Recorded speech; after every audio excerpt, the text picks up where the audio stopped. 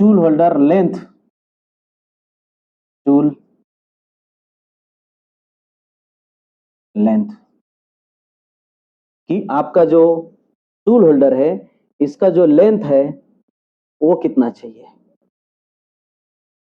यहां पे यम बताया, यम मतलब कितना, तो यम स्टैंडर्ड वर्ड है, यम मतलब 150 mm, यम मतलब कितना, इसका जो लेंथ है वो कितना है, तो 150 mm आपका यम वर्ड बताता है।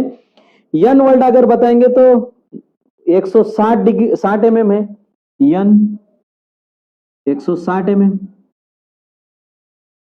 आपको ये लेंथ कितना चाहिए, तो आपने आपका जॉब कैसा है और टूल होल्डर जॉब का डायमीटर कितना है उसके ऊपर से हम ये डिसाइड करेंगे। दूसरा, टूल होल्डर का जो पीछे का साइड का फेस है वो टरेट जो होता है, आपने अगर टरेट देखा तो टरेट इस तरह से होता है और बीच में एक राउंड एरिया होता है, तो उसका फेस को ये लगना चाहिए टूल होल्डर।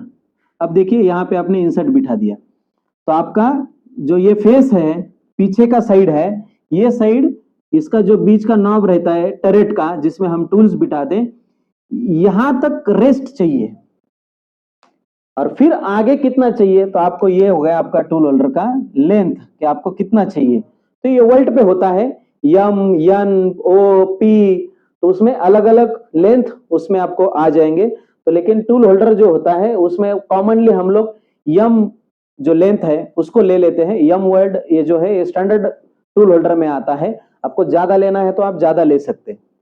दूसरा बात, जब बोरिंग बार आप ले लेंगे, लाइक ये आपका बोरिंग बार है, तो टूल होल्डर का लेंथ आप देख रहे हैं कि यहां से यहां तक ये हो गया आपका टूल होल्डर का लेंथ, ये टूल होल्डर का लेंथ, ओके।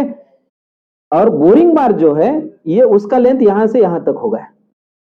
तो ये लेंथ आपको सब जॉब का अलग अलग लेना पड़ेगा। इसमें आप कैसा लेंगे, तो आपका जॉब जो है, जैसे मैं एक ड्राइंग निकाल रहा हूं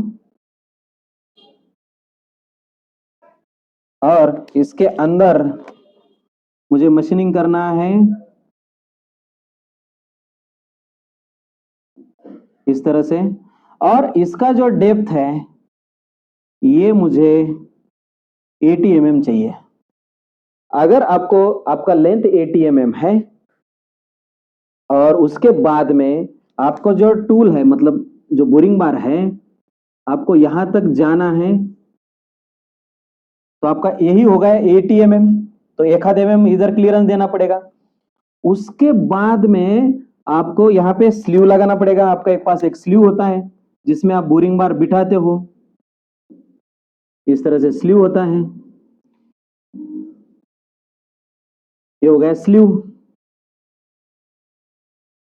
इसमें आप बोरिंग बार बिठाते हो तो वो यहां पे आ जाएगा, ठीक है, मतलब वो जो आपका टरेट है उसमें वो बैठेगा।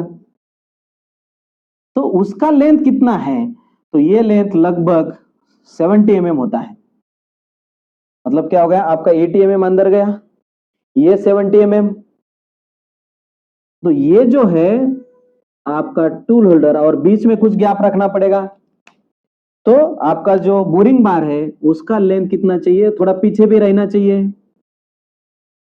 तो ये 80 mm, ये 70 mm, ये हो गया 150 mm और 10 mm ज्यादा चाहिए बाहर, तो आपका टोटल लेंथ हो गया बोरिंग बार का 160 mm। आप यन वर्ड यूज कर सकते हैं।